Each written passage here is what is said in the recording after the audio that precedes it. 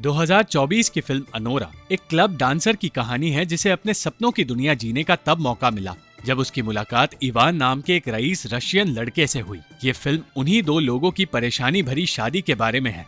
Brooklyn शहर के Russian American इलाके में एक क्लब है जहां अनोरा नाम की लड़की काम करती है। उस क्लब में अनोरा कई क्लाइंट्स ढूंढने में कामयाब होती है और क्लब में आने वाले अजीब से मर्दों की बातें करते हुए वो अपनी दोस्त के साथ हंसी मजाक के पल बिताती है। एक रात उसका बॉस जिमी उसे एक रशियन लड़के के पास ले जाने लगा और तब अनोरा की मुलाकात इवान से हुई। उस रात तक इवान अनोरा के लिए सिर्फ एक क्लाइंट था, पर उन दोनों ने क्लब के बाहर मिलने का फैसला किया और अनोरा अपनी जिंदगी में लौट गई। मगर कुछ ही दिनों बाद इवान ने उसे अपने बंगले में बुलाया और उस आलीशान बंगले को देखकर अनोरा हैरान हो गई। वो जानना चाहती थी कि इवान ऐसी आलीशान जिंदगी कैसे जी रहा है। तब उसे पता चला कि वो एक मशहूर रशियन आदमी निकोलाई ज़कारोव का बेटा है और रशिया में रहने के बजाय इवान अमेरिका के अपने बंगले में रहकर गेम्स खेलना पसंद करता है। अपने इस रईस क्लाइंट के बारे में उसने अपनी दोस्त को बता दिया और इवान अनोरा को बार बार अपने घर बुलाने लगा। उसने अनोरा और उसकी दोस्त को अपने घर पार्टी में भी बुलाया और अनोरा की दोस्त उस बंगले को देखकर हैरान हो गई। इवान की पार्टी में बेहिसाब पैसे, शराब और ड्रग्स थे और पार्टी के अगले ही दिन जब अनोरा वापस अपने काम के लिए क्लब लौटने लगी तब इवान ने कहा कि वो उसे वहां से जाने नहीं देना चाहता। वो चाहता था कि अनोरा उसी के साथ रहे, इसलिए उसने कहा कि वो चाहता है अनोरा एक हफ्ते के लिए उसके घर में उसकी गर्लफ्रेंड बनकर रहे और इसके बदले वो उसे $15,000 देगा। अनोरा राजी हो गई और क्लब से एक हफ्ते की छुट्टी लेकर अपना घर छोड़कर इवान के घर की ओर बढ़ी। वो इवान के साथ उसकी गर्लफ्रेंड बनकर रहने लगी और उसकी आलीशान जिंदगी के मजे उठाने लगी। वो इवान के दोस्तों के साथ भी वक्त बिताती रही और एक दिन वो उन सब के साथ लास वेगस में छुट्टियां बिताने निकल पड़ी। देखते ही देखते इस ऐशो आराम में एक हफ्ता निकल गया। छुट्टी की आखिरी रात इवान ने अनोरा से कह दिया कि वो उससे प्यार करता है। उसका कहना था कि वो रशिया लौटकर अपने पिता की कंपनी में काम नहीं करना चाहता, इसलिए वो अमेरिका में ही रहना चाहता है। अनोरा से शादी करके वो ग्रीन कार्ड पाने में कामयाब भी हो जाएगा और अनोरा के लिए अपने प्यार को आगे भी बढ़ा पाएगा। एक बार के लिए हिचकिचाने के बाद अनोरा को लगने लगा कि इवान उससे सचमुच प्यार करता है और उसी रात चर्च में जाकर उन दोनों ने एक दूसरे से शादी कर ली। एक क्लब में काम करने वाली लड़की अब एक रईस खानदान के वारिस की पत्नी बन गई थी और ये सच जानकर अनोरा का बॉस और उसके दोस्त भी खुश थे। अनोरा ने क्लब हमेशा के लिए छोड़ दिया, पर वहां से निकलने से पहले एक लड़की ने जलन महसूस करते हुए कह दिया कि 2 हफ्तों में उसकी ये सपनों की दुनिया बिखरने वाली है।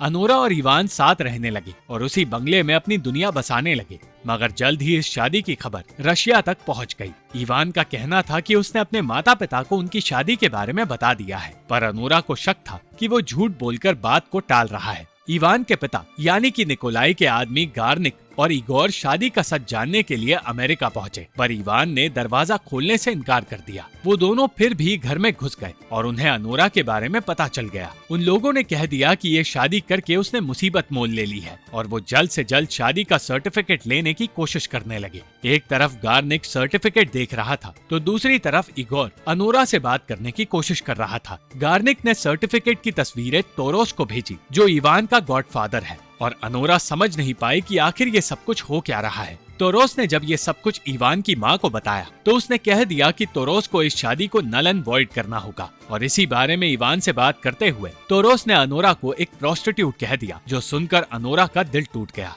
इवान भी अपना आपा खोने लगा, पर वो ये जानकर डर गया कि उसके माता पिता जल्द ही उसके घर आकर उसे रशिया ले जाने वाले हैं। इवान उसी वक्त घर छोड़कर भागने की कोशिश करने लगा ताकि उसे अपने माता पिता का सामना न करना पड़े और वो अनोरा को पीछे उन गुंडों के साथ छोड़कर वहाँ से भाग निकला। इगोर ने अनोरा को घर में ही रोक लिया, पर ऐसा करके उसी को चोट लग गई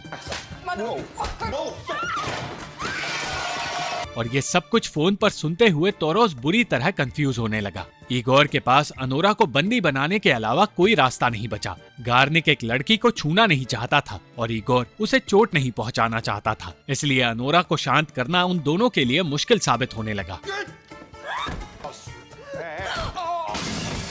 इस सब के बीच गार्निक का नाक भी टूट गया और तोरोस अपने आदमियों के इस पागलपन की वजह से खुद पागल होने लगा। जल्द ही तोरोस भी बंगले पर पहुंच गया और घर की हालत देखकर वो हैरान हो गया। उसकी परेशानियां बढ़ गई जब उसे पता चला कि इवान कहीं भाग निकला है। पर इस सबसे पहले उसे अनोरा को संभालना था, जिससे उसके दोनों आदमी डर कर बैठे थे। तोरोस के लिए तो वो सिर्फ एक नाजुक लड़की थी, पर गार्निक और इगोर जानते थे कि वो जानवरों की तरह मारती है। हालात संभालने के बाद तोरोस ने अनोरा को समझाया कि जैसा वो सोच रही है इवान वैसा नहीं है और वो एक बेहद गैर जिम्मेदार इंसान है जो उसे पीछे छोड़कर भाग निकला है। उनकी शादी असली शादी है ही नहीं, इसलिए उस शादी को फ्रॉड माना जाएगा। तोरोस तब से इवान की हरकतें झेल रहा है जब से इवान 6 साल का था, इसलिए वो जानता था कि ये शादी इवान के लिए सिर्फ एक खेल है और अनोरा उसके लिए सिर्फ वेकेशन में मजे करने का एक जरिया है। उसने ये भी कहा कि ना तो इवान अनोरा से प्यार करता है और ना ही अनोरा प्यार के बारे में कुछ जानती है, इसलिए अगर अनोरा ने उनकी बात नहीं मानी तो उसे गिरफ्तार करवा दिया जाएगा।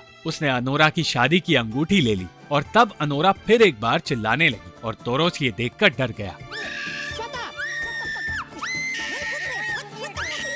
उसके मुंह पर पट्टी बांधकर एक बार के लिए उसे शांत करने में वो लोग कामयाब हुए और तोरोस ने अनोरा से कहा कि वो उसे $10,000 देगा और कोई भी दूसरा रास्ता नजर न आने की वजह से अनोरा ने कहा कि वो राजी होने से पहले इवान को ढूंढकर उससे एक बार बात करना चाहती है। इवान को ढूंढने के लिए अनोरा, इगोर, तोरोस और गार्निक ब्रुकलिन शहर में घूमते रहे, पर कई घंटों तक उन्हें कोई खबर नहीं मिली। उन्हें वो इवान के दोस्तों की दुकान में भी नहीं मिला और उनकी बात सुनकर इवान को कॉल करने के बजाय इवान के दोस्त उनसे लड़ने लगे। इगोर को इवान के दोस्तों को धमकाना पड़ा,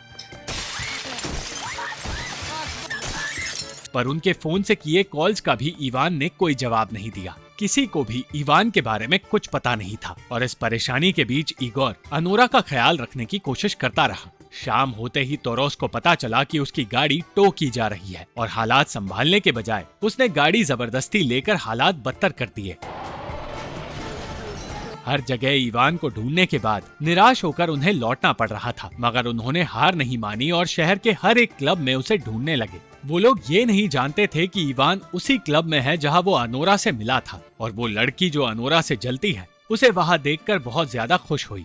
जैसे ही अनोरा की दोस्त को इवान के वहां आने की बात पता चली, उसने अनोरा को मैसेज भेज दिया और जिस वक्त तोरोस इस बात को लेकर चिल्ला रहा था कि आजकल के बच्चे इंस्टाग्राम और टिकटॉक में इतना खो गए हैं कि वो बड़ों की इज्जत नहीं करते, उसी वक्त अनोरा ने वो मैसेज पढ़ लिया। इवान नशे में धुत होकर अनोरा की दुश्मन डायमंड पर पैसे उड़ाए जा रहा था और अनोरा के सामने आने के बावजूद उसका नशा उतरा नहीं। उन लोगों को उसे जबरदस्ती वहाँ से बाहर निकालकर ले जाना पड़ गया और पूरे क्लब में इस तमाशे की बात फैलने लगी। अनोरा और डायमंड के बीच भी हाथापाई शुरू हो गई और उन सबको धक्के देकर निकाल दिया गया। इस हालत में इवान अनोरा की एक भी बात समझने लायक नहीं था, पर अनोरा कोशिश करती रही कि उसे होश में लाकर वो अपनी शादी बचा पाए। सुबह होते ही अनोरा और इवान को कोर्ट में ले जाया गया, पर इवान अब भी नशे में धुत था। वकील ने किसी तरह जज से वक्त मांगकर शादी नल एंड वॉइड करवाने की तैयारी शुरू की, पर अनोरा कोर्ट में गालियां देने लगी, जिसकी वजह से वहाँ हालात और बिगड़ने लगे। जब वकील को पता चला कि उनकी शादी नेवाड़ा में हुई है, तो वो तोरोस पर चिल्लाने लगा, क्योंकि उस जगह शादी होने पर सिर्फ उसी जगह जाकर शादी को तोड़ा जा सकता है, इसलिए अब उन सबको नेवाड़ा जाना होगा।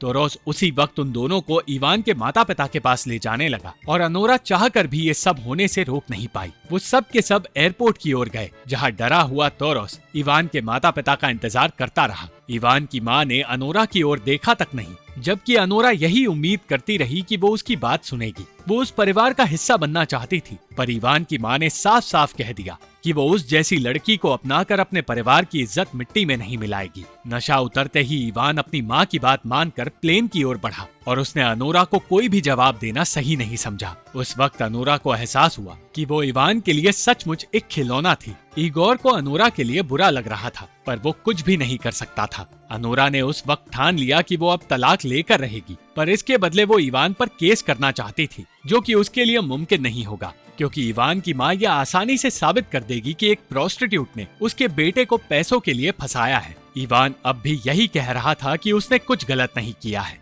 वो खुद भी अब अनोरा को प्रोस्टिट्यूट कहने लगा और उसकी बातें सुनकर अनोरा का पूरी तरह दिल टूट गया। सिर्फ इगोर को अनोरा की परवाह थी और जब अनोरा ने अपनी शादी को तोड़ने के लिए पेपर्स पर साइन किया, तो इगोर ने कह दिया कि इवान को अनोरा से माफी मांगनी होगी। हर कोई इवान के माता पिता से डरता था, पर इगोर को उनका कोई डर नहीं रहा। अनोरा ने भी इवान की माँ को बेइज्जत किया, जो देखकर उसके पिता हंसने लगे। अनोरा को इवान के घर ले जाने के लिए इगोर उसके साथ गया। एक रात के लिए वो इवान के घर में रह रहे थे, जहाँ अनोरा का सामान पड़ा था और सामान लेकर अगले दिन उन्हें वहाँ से निकलना था। उस घर में वक्त बिताते हुए उन दोनों की बातचीत शुरू हुई और इन्हीं बातों में उन दोनों की दोस्ती भी हो गई। अनोरा अब भी इगोर से बदतमीजी से बात कर रही थी और कह रही थी कि अगर गार्निक उसके साथ ना होता तो उस दिन इगोर उसके साथ जबरदस्ती करने की कोशिश करता, पर इगोर कहता रहा कि उसका ऐसा कोई इरादा नहीं था। और अनोरा ये जानकर हैरान हो गई कि ऐसा भी एक आदमी है जो उसे खिलौना नहीं समझता। अगली सुबह अनोरा के घर लौटने का वक्त आ गया और इगोर उसे उसके घर पहुंचाने के लिए निकला। गाड़ी में उसने उसे वो हीरे की अंगूठी लौटा दी जो इवान ने उसे दी थी और जिसकी अनोरा हकदार थी। अनोरा उस वक्त गहरी सोच में डूब गई और कहने लगी कि वो बेहतर महसूस करने के लिए इगोर के करीब आना चाहती है। मगर जैसे ही इगोर आगे बढ़ा, अनोरा फूट फूट कर रोने लगी, क्योंकि इगोर वो इकलौता इंसान था जो उसका इस्तेमाल नहीं करना चाहता था और शायद वही अनोरा से सच्चा प्यार करता था। Thank you for watching this video. अगर आपको ये वीडियो पसंद आई तो इस वीडियो को लाइक, शेयर और इस वीडियो पर कॉमेंट जरूर करें और इस चैनल को सब्सक्राइब करना मत भूलना।